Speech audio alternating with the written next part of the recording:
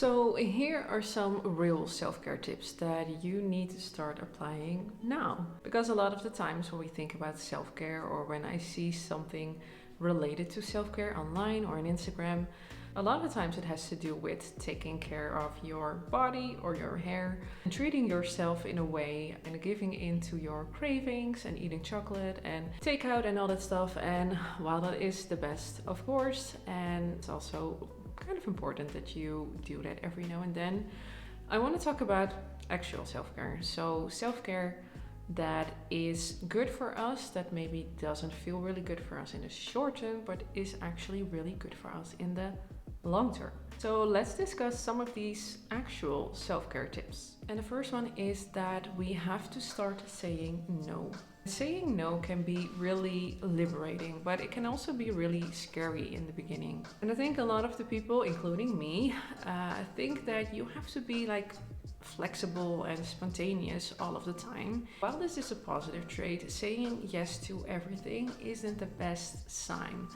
Because it means that you don't really listen to your own boundaries. You just say yes to everything and to everyone. And you can be flexible and you can be spontaneous, but it has to be on your own terms. So you can be flexible and spontaneous when you want to, when you choose to be flexible and spontaneous. And the next one is that we have to stop saying that it won't work out. And I myself am quite guilty of this one. I can be very in my own head and I can think of all the worst case scenarios and I think of all the possible ways that it won't work out.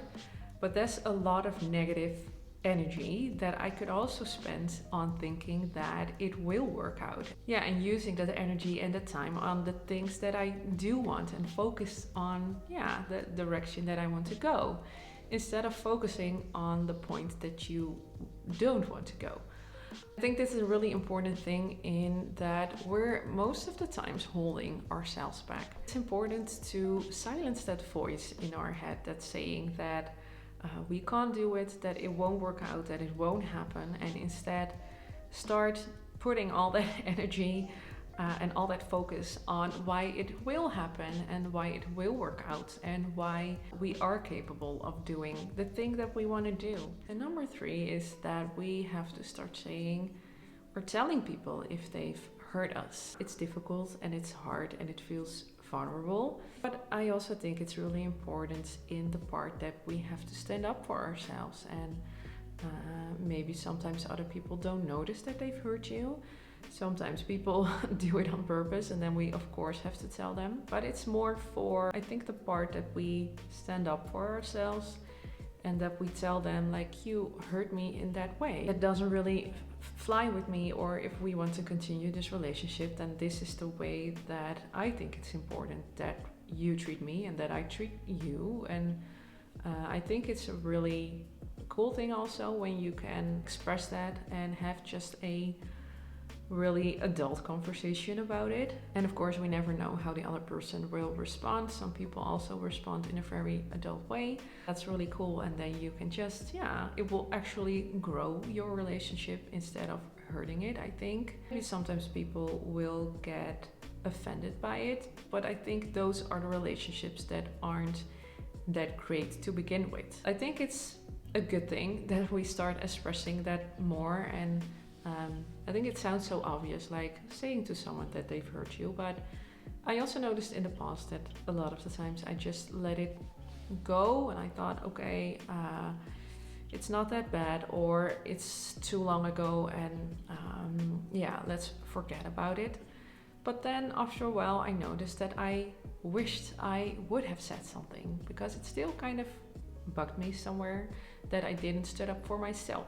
So I think that's really important in taking care of ourselves, that we have to express to others if they've actually hurt us. So it is very important in saying no to others, but it's also important when we sometimes say no to ourselves. And I notice this, for example, when I come home from work and I'm really tired and all I want to do is just order some takeout and chill on the couch and don't do anything and just be lazy. And then the next morning I wake up also very tired because I went to bed too late. I was watching Instagram reels the whole evening, And then in the morning, I'm too tired and I will cancel my yoga class because I don't really feel like it, because I am tired and I want to stay inside and watch my favorite shows. And of course, it sounds really nice, and sometimes it is really nice, and of course, sometimes it's the thing that we need at that time.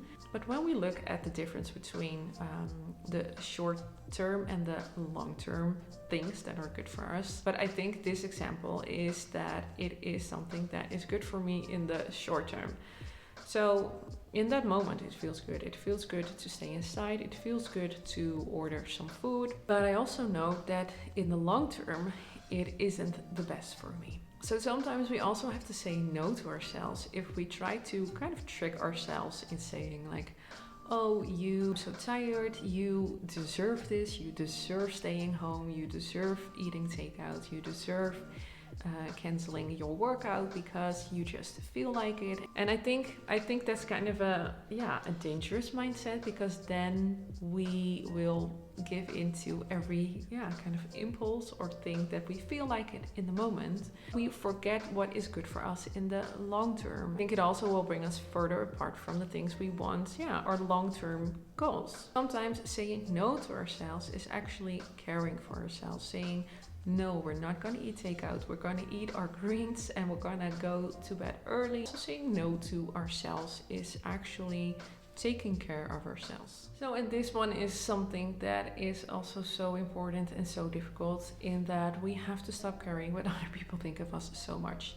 I don't think it's possible to stop caring what other people think of us at all. I don't think that will be a good sign if you just really didn't care. But we have to pick the right people whose opinions we value. And even then, like sometimes also the closest people around us, like family or friends, can be really opinionated about what they think is good for us. Of course, they can have the best intentions for us, but they don't really know, I think, what is best for us. It's a lot of the times that they consider what is good for us from their point of view, from their mindset, from their experiences, from their upbringing. And I noticed that some people try to put that on others, and they can have expectations from you from what was expected from them. They try to put that on you. I think that is something we have to pay attention to, in that of course some people can have the best intentions for us, but it's not always the best thing for us. We have to separate the opinions of others from the facts, or from our own feelings or our own needs. So I think we have to be really careful in what we take into account, in what other people are saying to us. Of course, we can value their opinion, but we don't have to take it as a truth. It's just someone's opinion, and we can leave it at that. And the last point that I want to address when we talk about actual self-care is that when we have something that we are dealing with, if we have insecurities, if we have issues that we have to work through, we also have to be really careful that we don't put it on others, and we don't expect others to fix it for us, or that we don't hold other people accountable, or say, if that person wouldn't have done that to me, then I wouldn't be in this situation, so now I'm screwed. It could be that case, of course. I think it's in the end our responsibility to take care of ourselves and to pick ourselves back up again. And I think we have to stay out of that kind of victim role, because if you do that, then I think it's quite dangerous, because then you will really stay in that situation and you kind of create this kind of helplessness. So you sit back and you say like, okay, I'm screwed. All of this shit happened to me and now I have a shitty life. I think it's our responsibility to deal with those shitty cards that we were dealt with, and that we don't put it on others. So what we can do is we can read about it, we can watch awesome YouTube videos about the things that we deal with. Or if we feel like, okay, that's not enough, I need to really talk to someone, maybe friends that you really trust, that you trust with your feelings and your emotions. Or if you think that that's not enough, then maybe you can talk to a psychologist. And I think that's a really nice thing, because if you talk to your friends or family, it's always different because they know you for so long and they're not really objective in the case, and a psychologist can be more objective than your friends and family. So I think it's important that we need to start taking responsibility for our own issues. Okay, these were some actual self-care tips that I wanted to discuss, and these are some things that I learned a lot about in the past year. Are things that I am still practicing with, because these are topics that are something that we have to deal with our whole lives, and that we have to practice with our whole lives, and it is not something that we just learn at a point and then we can do it perfectly from there on. So thanks for watching this video, and if you want to subscribe, please subscribe. It is free, and you would make me very happy if you would subscribe to my channel. And otherwise, if you don't want to subscribe, maybe you can give it a like. If you don't want to give it a like, then that's also okay. Then maybe I'll see you in the next video.